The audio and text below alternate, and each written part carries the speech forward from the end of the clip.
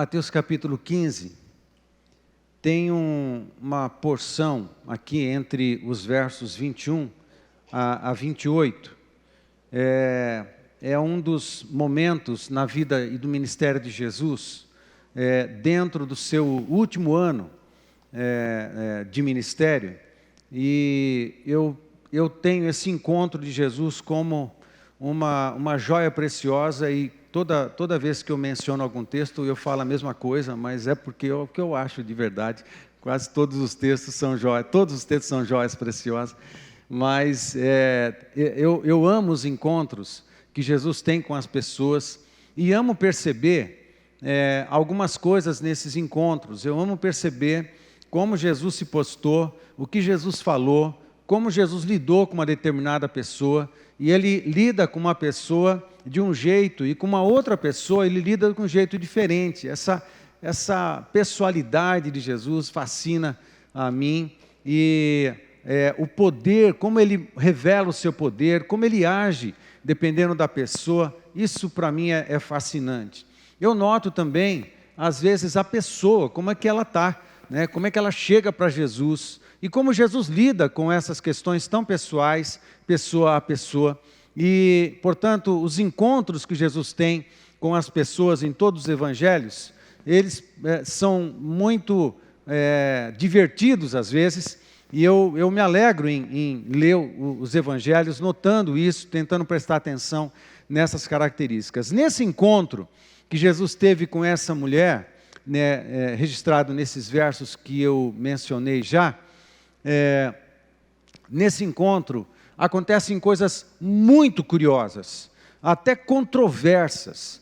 Acontecem algumas situações que aparece uma grande interrogação na nossa cabeça a respeito de por que Jesus agiu desse jeito, por que Jesus falou tal coisa para essa mulher, por que eles se comportaram desse jeito, por que Jesus se comportou assim. Tem alguns momentos na vida de Jesus que, de fato, o registro simples do episódio não mostra tudo. Você tem que entender o contexto, você tem que entender como Jesus funciona, você tem que entender como Deus funciona, você tem que entender que há uma sabedoria de Jesus em cada um dos encontros, em cada um dos momentos em que os evangelistas não deram muita conta de interpretar aquilo tudo. Os evangelistas simplesmente escreveram. E nós temos o trabalho de ler essa porção, mas todas as demais porções, de comparar aquilo que está acontecendo nesse episódio com todos os demais, para que a gente entenda o que é que está acontecendo naquele momento. E tem alguns momentos de Jesus, alguns encontros, que são fáceis de você perceber e até de você pregar em cima deles.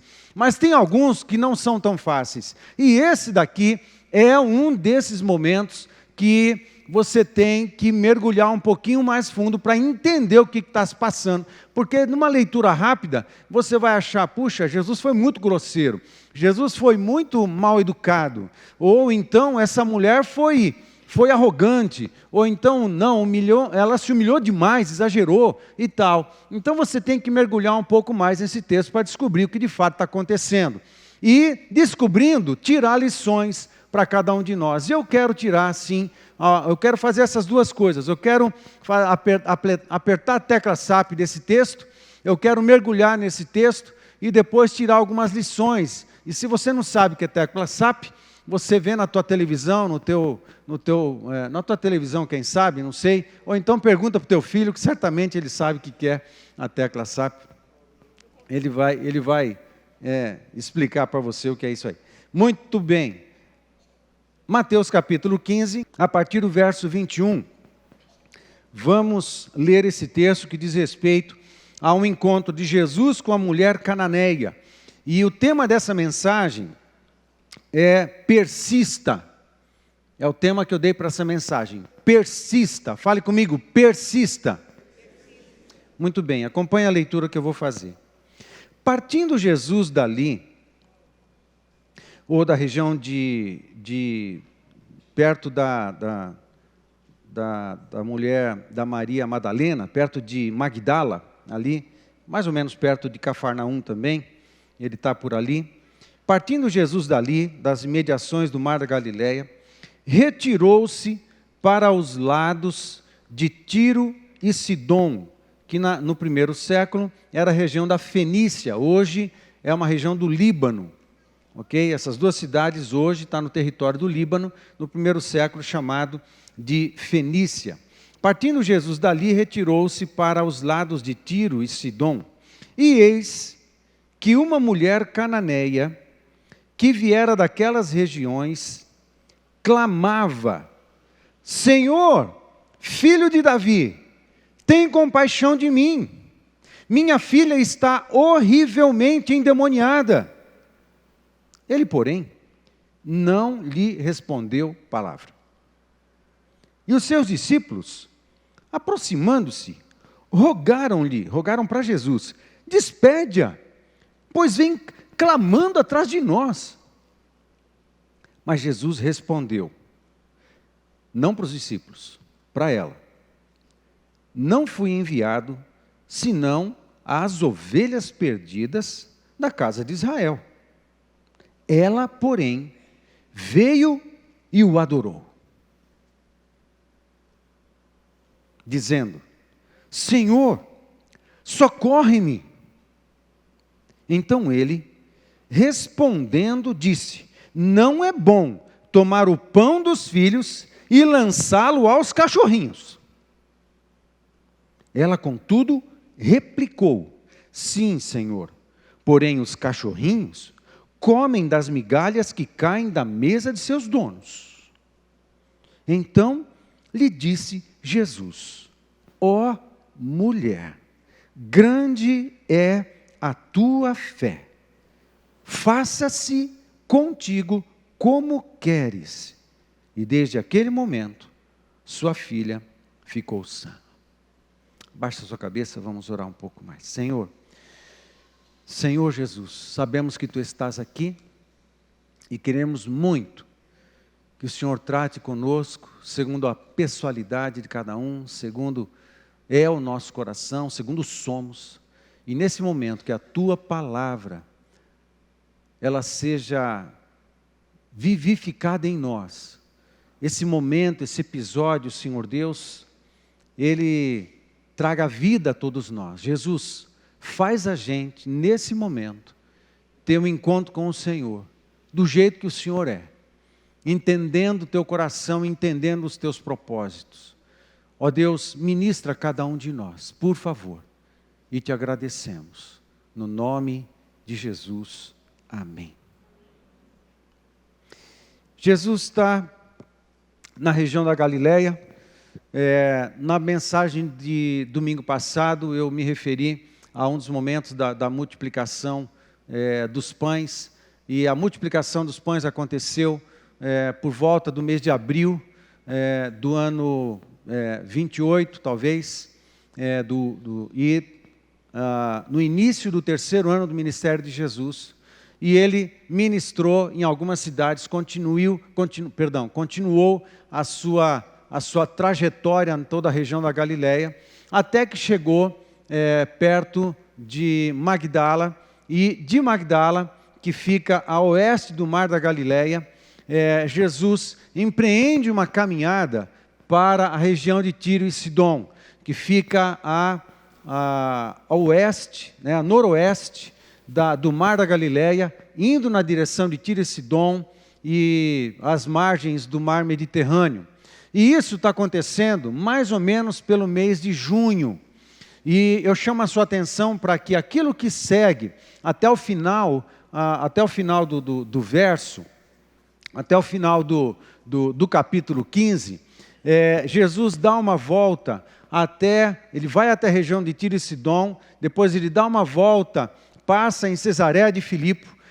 Em agosto de 2018, nós tivemos a alegria, o presente de visitarmos Cesareia de Filipe, e fica algumas das nascentes do Rio Jordão. Uma das nascentes, a mais importante do Rio Jordão, nasce em Cesareia de Filipe, o ribeiro de Hermon ali nasce, é ao pé do Monte Hermon, e e nessa região Jesus passa, quando sai de Tiro e Sidom, passa por Cesareia de Filipe, que fica bem ao norte do Mar da Galileia, talvez uns 40 quilômetros ao norte. Depois ele dá uma volta pela Decápolis. Decápolis são aquelas 10 cidades do lado leste do Mar da Galileia, que não pertenciam a Israel. Ele dá uma volta por baixo do Mar da Galileia. O Mar da Galileia tem 13 quilômetros de largura e 21 quilômetros de comprimento. Então ele dá a volta por Decápolis, ele faz a volta no Mar Galileia para dar de novo na região de Magdala, que é a parte oeste do Mar da Galileia. Então, até o final do capítulo 15, Jesus ele percorreu alguma coisa em torno de uns 200 quilômetros. Fez uma volta, saiu de Magdala, foi a Tiro e Sidom e deu uma volta gigantesca, mais ou menos de 200 quilômetros, para chegar no mesmo lugar, para depois dar continuidade. Talvez essa volta que Jesus deu durou alguma coisa de 30 dias, um mês pelo menos, andando. E você precisa entender que não havia estradas muito bem pavimentadas ali na região, e os caminhos eram íngremes, e era uma questão de subir e descer montes, subir e descer montanha, passar por meio de trilhas, de matos, de pedras, em regiões bem difíceis. Portanto, tudo isso está acontecendo. Agora, eu estou explicando isso porque Tiro e Sidom não faz parte do território de Israel, e Jesus bem disse aqui que ele foi chamado a pregar prioritariamente ao povo judeu, ao povo de Israel. Mas o que Jesus foi fazer nas imediações de Tiro e Sidom? E ele fez uma viagem nessa direção. E ele, até Tiro e Sidom, até a região de Tiro e Sidom, talvez Jesus tivesse caminhado até chegar perto de Tiro e Sidom, alguma coisa em torno de 80 quilômetros. É bastante. Então deve ter levado alguns dias só para chegar na região onde ele se encontra com essa mulher. Chegando na região, essa mulher, percebendo de alguma forma, o texto não dá detalhes, percebendo que Jesus estava nas imediações e percebendo que era Jesus, ela sai correndo, gritando à distância, né? Por isso ela gritava, ela vinha gritando. É essa a ideia que o texto nos dá. À distância, uma certa distância de Jesus, ela vem gritando: Senhor, Filho de Davi, tem compaixão, tem misericórdia. A minha filha está horrivelmente endemoniada. Ela só apresenta o problema para Jesus e vem gritando. E da maneira como o texto segue, a impressão é que ela estava perturbando e gritando, e não parava de gritar, Senhor, Filho de Davi, tem misericórdia, Senhor, Filho de Davi, tem misericórdia. E ela perturbou tanto ali, e Jesus ficava em silêncio, não respondia nada. Você lê outros textos, que você vê Jesus respondendo imediatamente a uma solicitação. Você vê Jesus respondendo imediatamente a um pedido de clamor, a um pedido de socorro. Mas nesse momento ele ficou em silêncio. E é preciso tomar cuidado, por isso que eu estou apertando a tecla SAP desse texto, para que a gente consiga entender. E ele fica em silêncio. Por quê? Tem algum propósito. Ao ponto...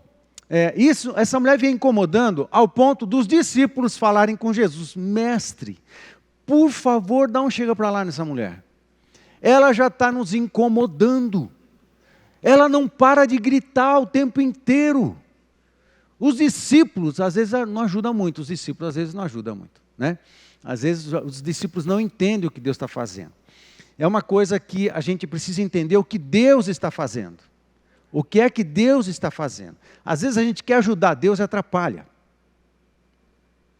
Às vezes temos uma visão, temos uma revelação, e depois que a gente tem uma visão, uma revelação, a gente não sai falando, colocando em prática ou fazendo alguma coisa que a gente acha que é certo, não. Aí você entra no segundo estágio, que é você orar para buscar a Deus sabedoria para saber o que é que você faz com essa palavra profética, o que é que você faz com essa revelação.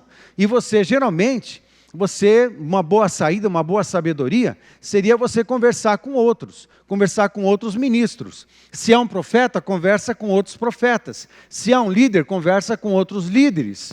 Se é alguém que tem o dom de conhecimento, o dom de revelação, o dom de discernimento, converse com outros mais maduros no dom que você tem, que você exerce, porque na hora de colocar em prática, ou de fazer alguma coisa com a revelação que você tem, você precisa ser assertivo, você precisa ser prudente, precisa tomar cuidado o que você faz com essa palavra de revelação. Geralmente os profetas têm um certo problema de saber o time. Ok? Estão comigo, gente? Geralmente os profetas têm uma certa dificuldade de descobrir o time. Quem é que sabe o time melhor? Quem é que sabe o time? Hã? Não, é claro que é o Espírito Santo, é claro que é Deus. É evidente, né? É Deus quem sabe. Mas no corpo de Cristo, para quem que Deus geralmente revela o time das coisas? Para aquele que cuida. Quem é que cuida? Hã? O pastor.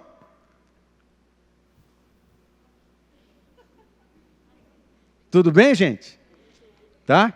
Geralmente o profeta não discerne bem o time. Quem conhece o time é o pastor. Por quê? Porque é o pastor que está com as ovelhas. É o pastor que conhece as inhacas do coração das pessoas. Que conhece o quarto sujo de algumas vidas. É o pastor que sabe onde estão alguns entulhos guardados. É o pastor que sabe.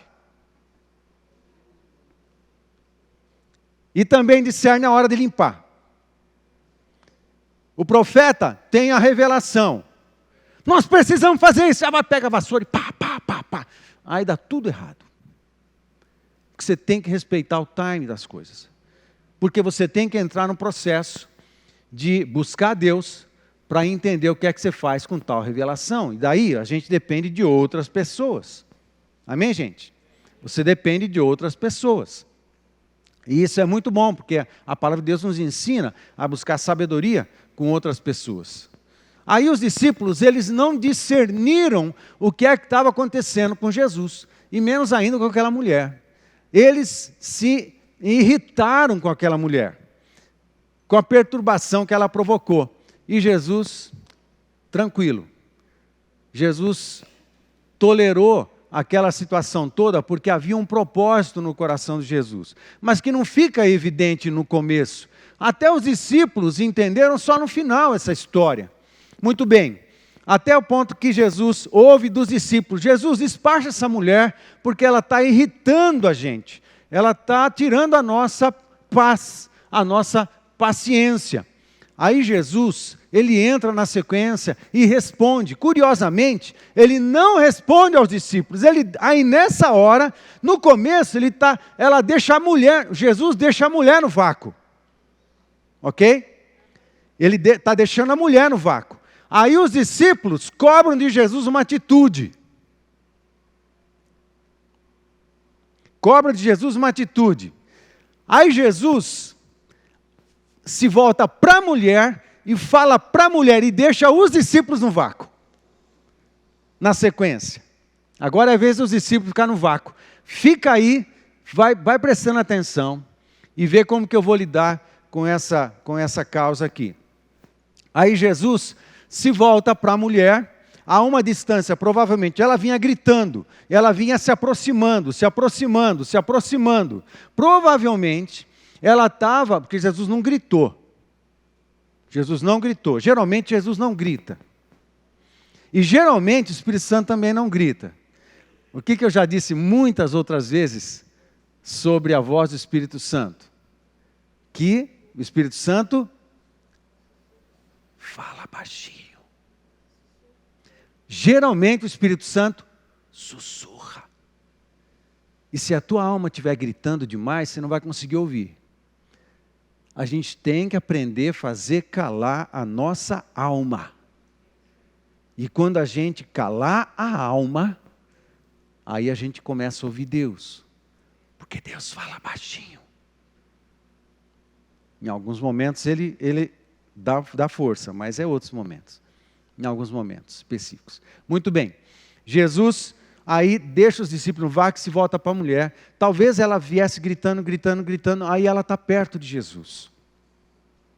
Aí ele se volta para ela e fala assim: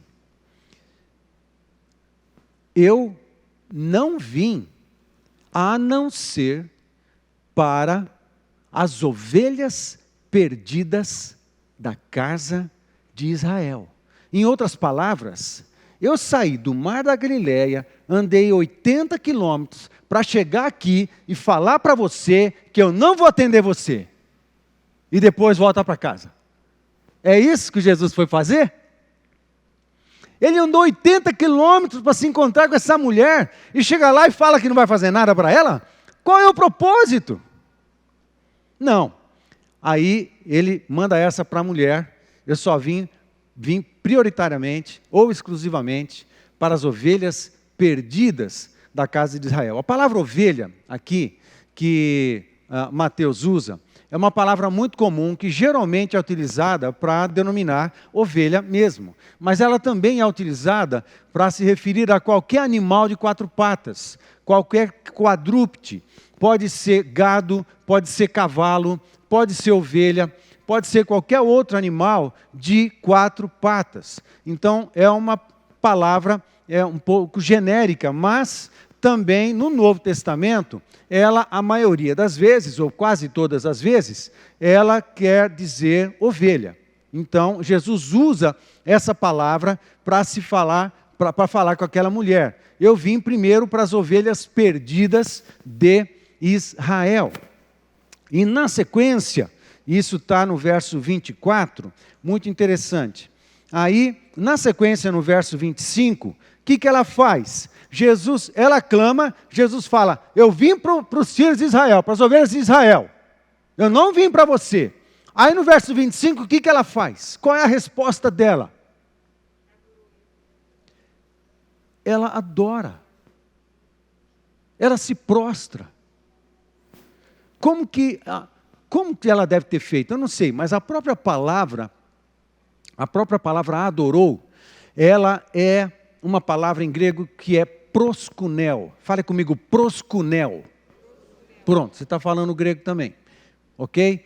Proskunel. A palavra proskunel em grego é traduzido no Novo Testamento todas as vezes por adoração, porque de fato é a palavra que o Novo Testamento usa para adoração. Mas ela é construída com 2 raízes. Pros, que significa a favor de, na direção de, movimento, também pode significar prostração, reverência, pode significar respeito, pode significar inclinar-se, reverenciar, dependendo da frase, como essa raiz é utilizada, ela pode significar tudo isso. Agora tem uma outra palavra que compõe proskunel, que é traduzida por adoração, que é kunel.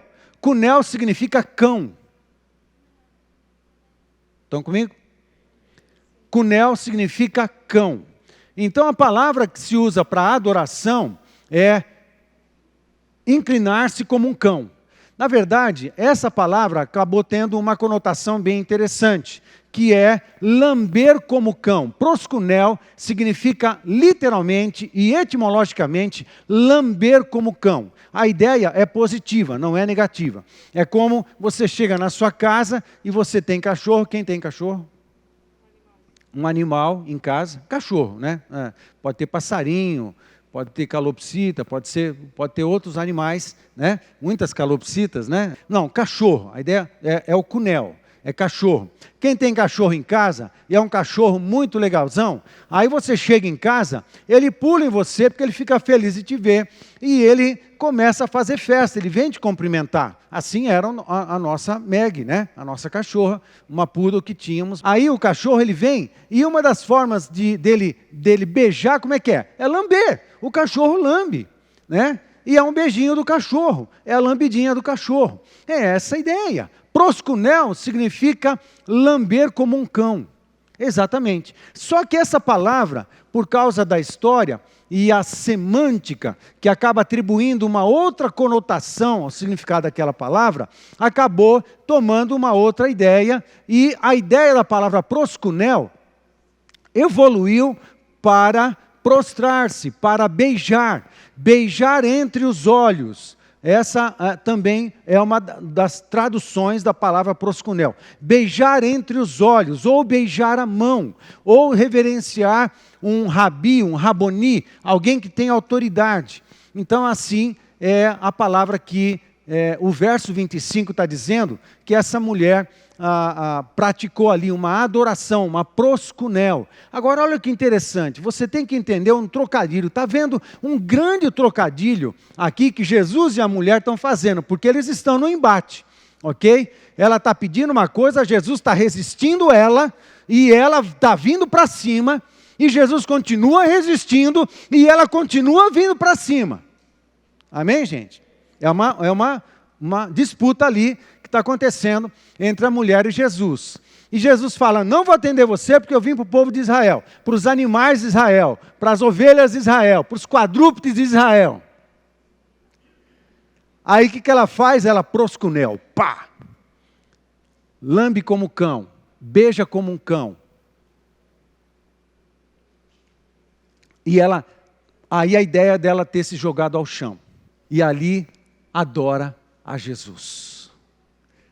Mesmo que a resposta não venha imediatamente, uma boa coisa de se fazer é cair em adoração. Mesmo que a resposta tarde, Jesus sabe porque está demorando para responder. O silêncio de Deus tem propósito. Quando Jesus está demorando para falar, demorando para dar resposta, demorando para dar sabedoria, demorando para instruir, tente entender, Jesus está trabalhando. Jesus está trabalhando quando parece que não. Quando Deus fica em silêncio, Ele está comunicando muitas coisas. Você só precisa entender como Deus funciona. Você precisa entender o que significa o silêncio de Deus. Você precisa entender o que é que Ele está falando quando não está falando nada. Porque Deus... Você que é casado, você não se comunica sem falar uma palavra? Você sabe o que ela está querendo dizer, né? Então é melhor você não fazer tal coisa, porque você sabe que vai dar ruim, né? Porque vocês se comunicam sem palavra. Porque existe um relacionamento entre vocês. Um conhece o coração do outro. Vocês sabem o que funciona. E sabe que vai deixar a baixinha furiosa. Então você não faz. É melhor ficar na sua. É assim porque existe um relacionamento, existe uma intimidade entre o casal, vocês se comunicam sem palavra. A gente precisa desenvolver uma intimidade, um relacionamento com Deus, para entender o que é que Deus está falando quando não está falando nada. Amém, queridos? Amém. Não é tão automático assim, é relacionamento. Aí, essa mulher se prostra e, diante do silêncio ou da demora de uma resposta de Jesus, ela faz aquilo que Davi fez. Quando Deus não atendeu ao pedido para curar a enfermidade do filho, seu primeiro filho com Betseba, ele ficou adorando 5 dias com jejum. Assim, depois de 5 dias, aconteceu o que o profeta tinha dito, aconteceria. Jesus levou essa criança, o que ele fez? Ele levantou do jejum e da oração, entrou na tenda e foi adorar. Amém, gente? A adoração é uma boa coisa de se fazer, porque quando a gente adora o Senhor, independente das circunstâncias, a gente está dizendo para Deus, eu confio no Senhor, eu confio no seu cuidado, eu confio na tua provisão, eu confio no teu milagre, eu confio no teu amor, eu confio sim na tua vontade, e eu descanso na tua vontade, e sei que o que o Senhor resolver fazer, vai ser o melhor para a minha vida. Quando a gente adora, a gente toca no coração de Deus. Se tem um negócio que mexe com o coração de Deus, é ver um discípulo prostrado, é ver um penitente, é ver alguém que está com o rosto em terra, e está dizendo assim, eu só saio daqui depois que o Senhor me abençoar. Foi assim com Jacó, não foi? Meu Deus, você já entendeu por que eles ficaram brigando uma noite inteira? Você já se perguntou por que Jacó ficou brigando uma noite inteira com o anjo? E por que o anjo se deu o trabalho de ficar lutando com Jacó uma noite inteira? Por que já não resolveu logo as coisas no começo? E já poupou o trabalho, Jacó já foi dormir em Israel, e já tudo certo? Não. Porque Deus tem um propósito. Às vezes a luta, A luta não é com as pessoas de fora, a luta não é com Deus, a luta é com a gente. Deus está destruindo coisas em nós, Deus está vencendo estruturas em nós, Deus está demolindo estruturas de orgulho em nós, Deus está demolindo estruturas de incredulidade em nós, Deus está demolindo estruturas de indiferença em nós. Indiferença, tanto faz como tanto fez. Se cantou bem, se não cantou bem. Se a gente vem, se a gente não vem. Se a gente vem para a célula, se a gente não vem para a célula. Se a gente falta 2 domingos no mês, ou se a gente não falta, tudo é a mesma coisa. Estruturas de indiferença. Que parece que não faz diferença. Não faz diferença ir para a célula. Não faz diferença vir para o culto. Não faz diferença orar. Não faz diferença ler a Bíblia. Tanto que eu leio a Bíblia 2, 3 vezes por mês. Não faz diferença, indiferença. Estruturas, aí o que Deus faz? Deus pega pesado, Deus senta a mão, fica em silêncio, e Deus senta a mão, Deus provoca, Deus faz alguma coisa, ainda fica em silêncio. Aí você começa a clamar, aí você fica crentão, aí você vai, aí você ora, aí você lê a Bíblia, aí você vem para a célula, aí você vem para o culto, aí você pede oração para os irmãos, aí você vira quente 6 horas. Vocês oram por mim, vocês oram por mim. Todo mundo, ora, intercessão, vamos buscar Deus, vamos buscar Deus. Gente, às vezes Deus está destruindo indiferenças em nós. Qual é a importância que se dá, que nós damos para as coisas do reino dos céus? Que importância nós damos para a questão da santidade nos olhos? Qual a importância que nós damos para a questão simples da santidade? Ou alguém esqueceu que o Deus que a gente serve é santo, que o Jesus que a gente serve é santo, que o Espírito Santo que habita em nós é santo, que a palavra que a gente crê é santa, que o culto é santo, que a adoração é santa. Amém, gente? Qual é a importância que nós damos para as questões da santidade dentro do nosso coração, dentro da nossa cabeça? Pastor, eu não faço nada, eu não traio, eu não vejo nada de errado, mas a cabeça e o coração, às vezes está cheio de pensamentos lascivos, de pensamentos indecentes, de pensamentos cheios de imagens e de informações, que se você expuser diante de Deus, Deus vai trazer um profundo arrependimento, que pecado, porque não presta.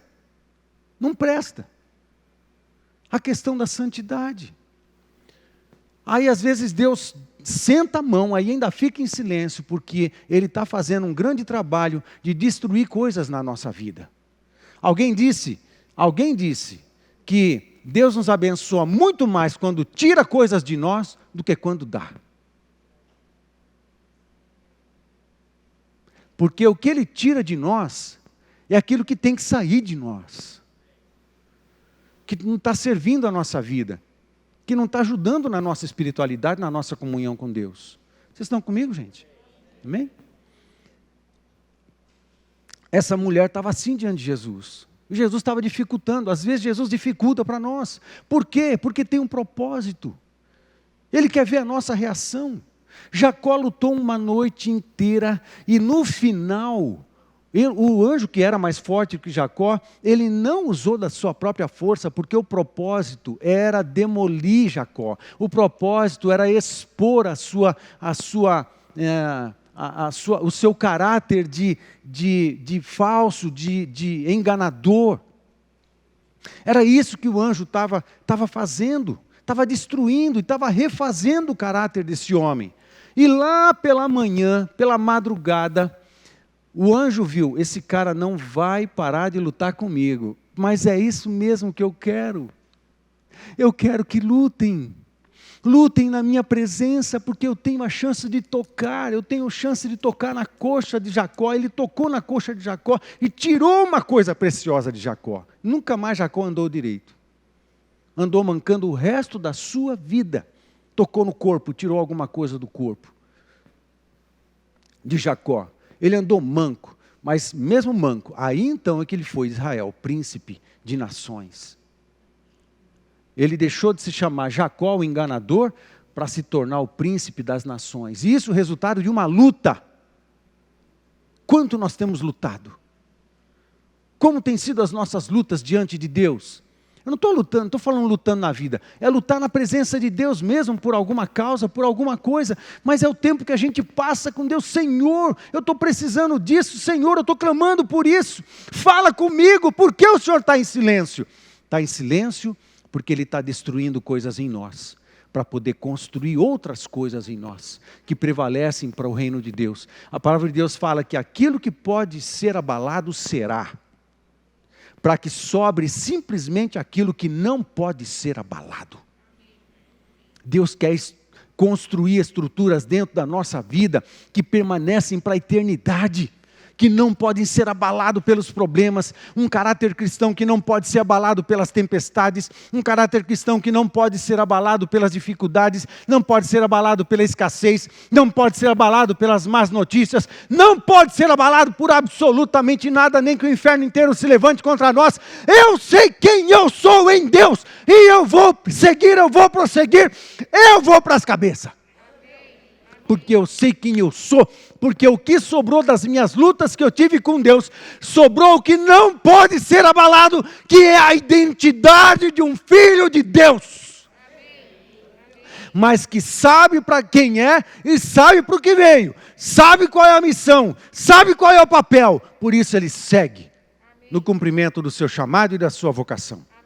Isso não pode ser abalado. Agora, o que pode ser abalado, estruturas de mentira, de transferência de responsabilidade, de acusar os outros, de julgamento, de crítica vazia, de transferir responsabilidade para o pai, transferir responsabilidade para o pastor, transferir responsabilidade para o líder de célula, transferir responsabilidade para o governo, transferir responsabilidade do prefeito, transferir as suas responsabilidades para outras pessoas e justificar de maneira terrível a inércia, a falta de atitude, a falta de iniciativa, a falta de hombridade e transferir a responsabilidade para os outros. Não, isso tem que ser destruído em nós. Vocês estão comigo, gente? Tem alguém aí ainda? Amém. É isso que está acontecendo com essa mulher. É isso que está acontecendo com essa mulher. E ela se prostra com a cara no chão e adora. Ah, se tem um negócio que mexe com Jesus é quando os seus filhos o adoram. Quando põe a cara no chão. No seu quarto, quando ninguém vê. Põe a cara no chão e adora. Jesus, eu não sei o que está acontecendo, mas eu te adoro. Eu não sei qual é a resposta, mas eu te adoro. Eu não sei como que vai resolver esse problema, mas eu te adoro. Eu não sei quando essa dor vai passar, mas eu vou te adorar. Eu não sei quando o dinheiro vai chegar, mas eu vou te adorar. Eu não sei quando o cliente vai assinar o contrato, mas eu vou te adorar. Eu não sei, mas eu estou na tua presença e te adoro. Como um proscunel, como um cão que lambe a mão do dono, como alguém que beija a mão do seu dono. Eu estou na tua presença beijando os seus pés. Não foi isso que a mulher de Lucas 7 fez? Não foi isso que a mulher de Lucas 7 fez? Aquela no jantar na casa de Simão? Amém? Da mulher na casa de Simão, Lucas 7, Lucas registra esse episódio que aparece nos 4 evangelhos, é um dos poucos momentos, um dos poucos episódios que aparecem nos 4 evangelhos, é o jantar na casa de Simão, quando a mulher chora sobre os pés de Jesus e beija os pés de Jesus, ela está praticando o proscunel em alto nível. Beijar os pés, adorar é beijar os pés. Amém, gente? Amém. Aí, no verso 25, é o que ela faz. Ela adora Jesus e ainda clama, me socorre. Aí, então, respondendo, disse, aí Jesus, quando começa a adorar, Jesus não facilita, ele dificulta. Dificulta mais ainda e diz assim. Então ele respondeu, disse, não é bom tomar o pão dos filhos, está falando dos filhos de Israel, e lançá-lo aos cachorrinhos. A palavra cachorrinhos aqui é cunel. É cachorro mesmo. É Cunel. Agora, está vendo o trocadilho? Ela se prostra, ela pratica proscunel. Aí Jesus fala assim, não é bom tirar o pão dos filhos e dar para os cunéus. Ela sabia o que estava acontecendo. Jesus estava usando palavras que ela estava entendendo. Aí, no 27 ele fala assim, ela, contudo, olha a resposta dela, a dificuldade que Jesus ainda colocou diante da situação. Ela, contudo, replicou, sim, Senhor. E todas as vezes que a palavra Senhor aqui aparece, no momento entre essa mulher cananeia e Jesus, é Kyrios. É Deus, é o Messias. E ela fala assim, Jesus, Senhor, filho de Davi, no verso 22. Só 2 tipos de pessoas em todo o Novo Testamento chamou pessoalmente Jesus de filho de Davi. Essa mulher Ciro-fenícia, essa mulher cananeia e os 2 cegos. 2 cegos de Jericó, que está registrado no capítulo 20 de Mateus e no capítulo 8 de Mateus também. Um cego e uma mulher cananeia. E isso representa reconhecer Jesus como o Messias. Os israelitas não reconheciam, mas uma cananeia reconheceu a messianidade de Cristo. Que tremendo!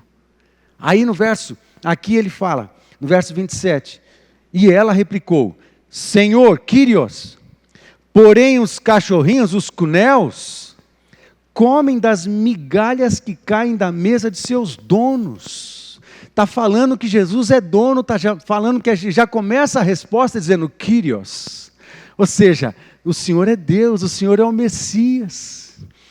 Tudo bem, o Senhor está me resistindo, mas eu quero que o Senhor saiba que eu não vou sair do seu pé até que o Senhor me abençoe.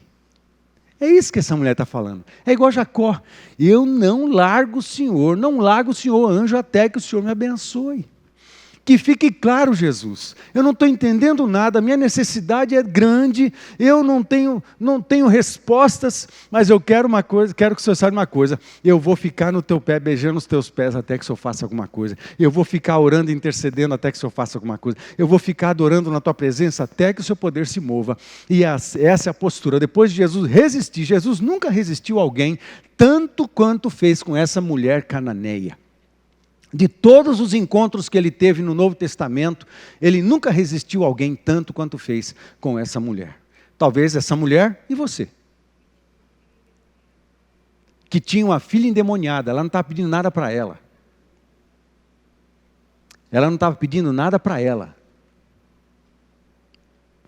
Aí, ela falou isso, que falou no verso 27, aí isso arrebentou o coração de Jesus. Aí na disputa com Jesus ela ganha. Jesus perdeu? Claro que não. Era o que ele queria. Ele queria que essa mulher viesse para cima. Ela queria que ela demonstrasse sua intensidade. Jesus queria provocar o coração dela. Vamos ver até onde essa mulher vai. Porque eu estou destruindo coisas no coração dela. Talvez estruturas de incredulidade, talvez de orgulho, porque o povo Ciro-fenício era um povo orgulhoso. E Jesus estava destruindo tudo isso. Cunel, eu não vou tirar dos filhos e dar para os cunéus. Tudo bem, Jesus, manda aí. Mas os cunéus também comem, e eu não vou sair do seu pé.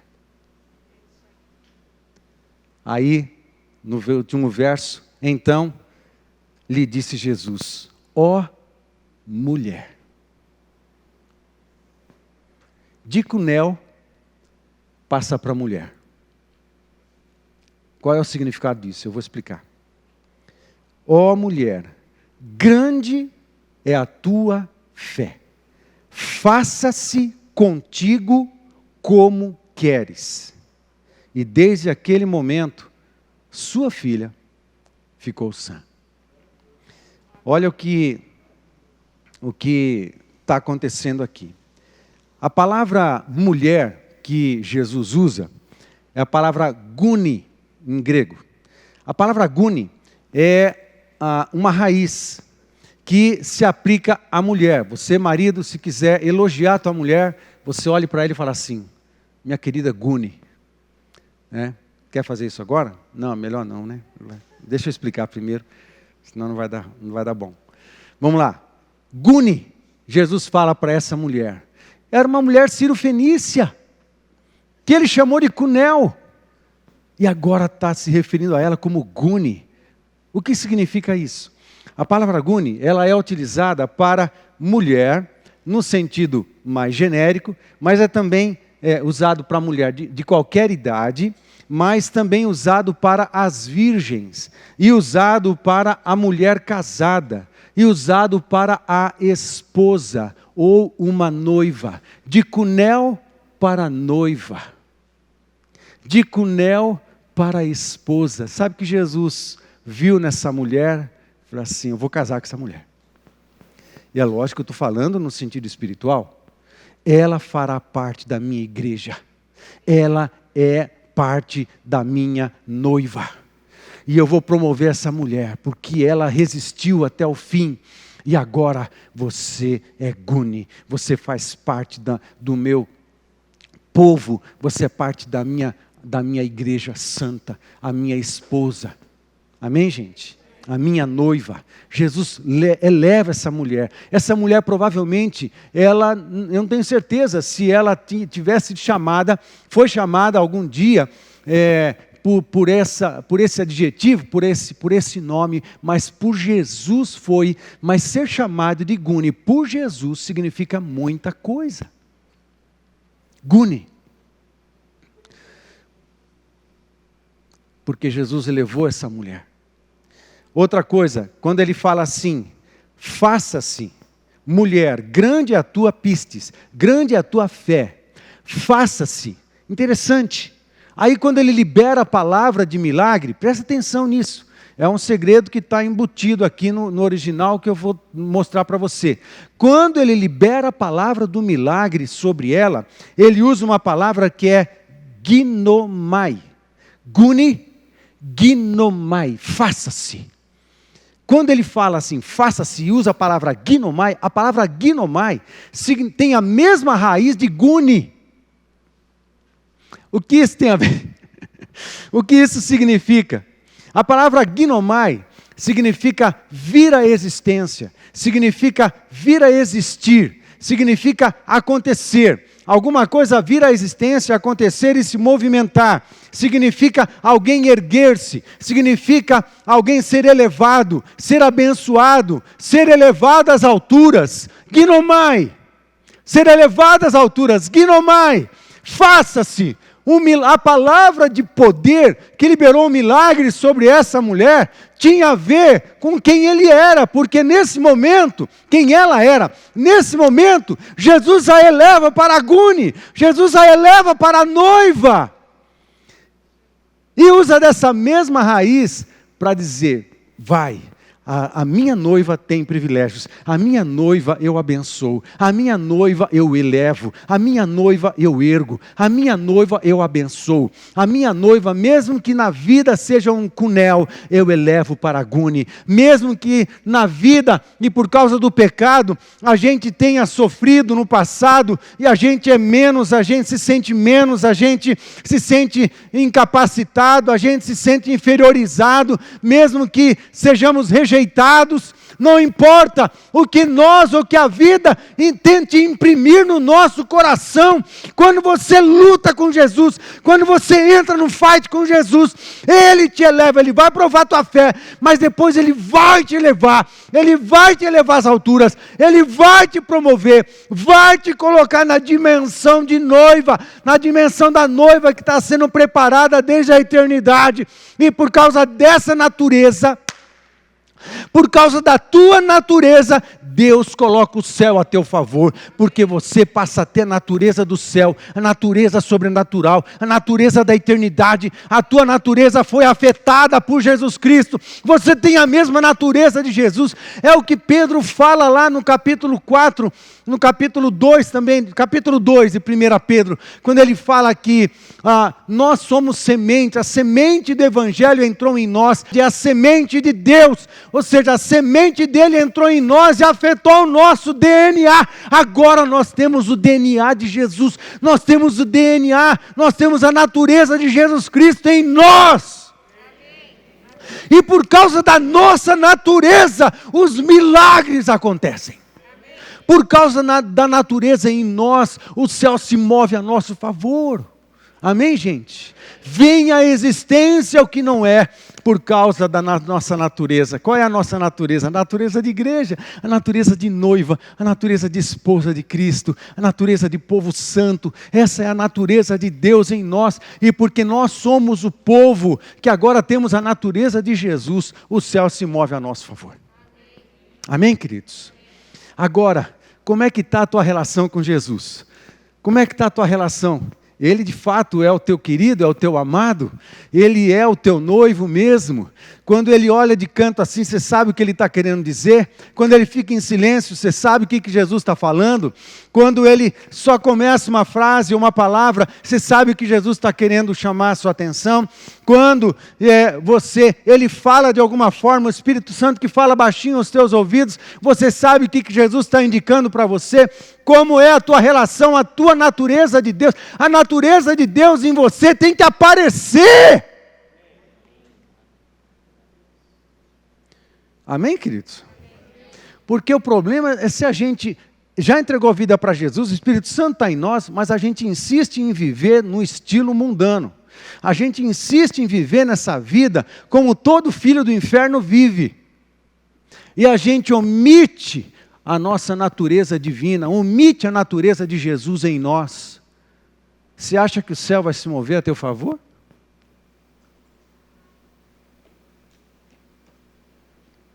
Não, é só para quem é proscunel. É só para quem beija os pés de Jesus, aconteça o que acontecer. É só para quem beija os pés de Jesus nas dificuldades que estivermos passando. É só para aqueles que focam em Jesus e não em si. É só para aqueles que entram em luta por Jesus, mas como essa mulher pensando nos outros, pensando em Jesus mesmo e a sua vontade. Você acha que as lutas que a gente tem que lutar com Jesus é só por causa do que a gente quer, do que a gente espera, do que a gente deseja, os nossos desejos? Não, talvez Deus demore para responder algumas orações que nós fazemos, porque Ele está querendo destruir em nós exatamente essas intenções egoístas, para fazer prevalecer só as intenções de Deus, a vontade de Deus, que são perfeitas e são melhores do que as nossas. De repente é isso que Deus está fazendo quando uma resposta demora. Deus está moendo a gente. Porque é o que Jesus fez com essa mulher. Deus estava moendo ela, Jesus estava moendo essa mulher. Mas ela não parou de manifestar proscunel, beijando os pés, beijando os pés, beijando os pés. Mas há uma boa notícia em tudo isso, amado. Eu tiro algumas lições de tudo isso, para a gente finalizar. Primeira lição desse texto. Busque a Jesus insistentemente. Amém, gente? Amém. Busca Jesus insistentemente. Amado, a gente não busca Jesus só quando está dando tudo certo. Ou quando a gente está bem. Quando a gente está resolvido. Ou saciado de tudo. Não importa. Busque a Jesus insistentemente. 2. Reconheça-o como Senhor bondoso. Esse reconheça-o como Senhor é Kyrios, como essa mulher chamou Jesus, filho de Davi. Eu te reconheço, Jesus, como Senhor. O Senhor é meu dono. O Senhor é que manda em mim. Não é o que eu quero, eu sujeito a minha vontade à tua. Busque-o como Senhor bondoso, mas eu ainda acredito, e eu acredito, que a tua bondade, ela é muito maior do que eu consegui entender até agora. E eu confio que o que o Senhor decidir para mim vai ser o melhor. Amém? Terceira lição, adore-o em todas as situações. Quando tudo dá certo, quando tudo dá errado. Quando tudo vai bem, quando tudo vai mal. Quando eu tenho todas as respostas, quando não tem nenhuma resposta. O dia que eu estou feliz, o dia que eu estou chorando, adore a Jesus pelo que Ele é. Não são as circunstâncias que são a resposta à nossa adoração, que motivam a nossa adoração. O que motiva a nossa adoração é Jesus lá. A gente olha para as marcas, nas mãos, no lado, na cabeça, nos pés. A gente olha Jesus, a gente adora por causa dele, porque ele é. Eu tenho uma revelação de quem Jesus é, aí eu adoro. E as minhas dificuldades? Depois Jesus cuida disso. Eu quero adorar Jesus pelo que ele é. Amém, queridos? Louvado seja o Senhor, louvado seja o nome do Senhor Jesus. Louve-o, adore-o em todas as situações, Outra lição, quarta lição, continue buscando a Jesus com fé, continue. Persistência, continue, não desista jamais, continua. Até que a gente não desiste. Se disseram que brasileiro não desiste nunca, né? Brasileiro não desiste nunca, e cidadão do céu? Jamais. Não faz parte do nosso vocabulário. Desistir não faz parte do nosso vocabulário. A gente vai seguir. Amém? Então, continue buscando Jesus com fé. Busque a Jesus por você e pelos outros. Vamos diminuir um pouco das estruturas de egoísmo que tem em nós. Vamos passar a buscar a presença de Deus por alguém. Ou senão a gente vira o centro do nosso próprio cristianismo. Nós não somos o centro do nosso cristianismo. É Jesus o centro de tudo. Não é o que eu quero, é que Ele quer. Não são os meus planos, são os planos dEle. E eu me realizo nos planos dEle, não nos meus. Amém, queridos? Busque a Jesus por você e pelos outros. Reconheça a obra de Deus em você no tempo da busca. Gente, Deus não perde a viagem. Quando parece que Ele não está falando, Ele está. Quando parece que Deus não está fazendo nada, Ele está. Se não fora de nós, dentro de nós. Reconheça-o. Reconheça que Deus está fazendo uma obra enquanto a gente o busca. E última lição, que seria a 7. Confie na bondade milagrosa de Jesus. Continua confiando. Porque Ele te eleva de Cunel para Gune. Ele te eleva da baixa estima, da rejeição para noiva.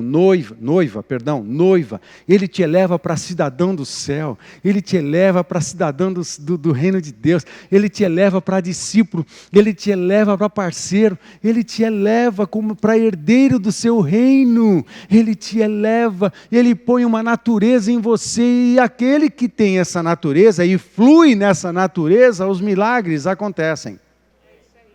O sobrenatural passa a ser natural. Amém, gente? Às vezes é só uma questão de tempo, mas você tem que ficar firme. Amém, queridos? Deus te eleva. Amado, Deus te eleva. Sai da tristeza, deixa o Espírito Santo te elevar. De repente Jesus está diante de nós aqui, Jesus está diante de você aqui. De repente você está clamando, gritando, falando um monte de coisa, e a gente está se sentindo um Cunel, se sentindo um quadrúpede, se sentindo um rejeitado, se sentindo um fraco, se sentindo um pequeno, se sentindo um incapaz. Ei! Se você beijar os pés de Jesus, Ele te eleva. Deixa Ele te levar. Fica de pé comigo.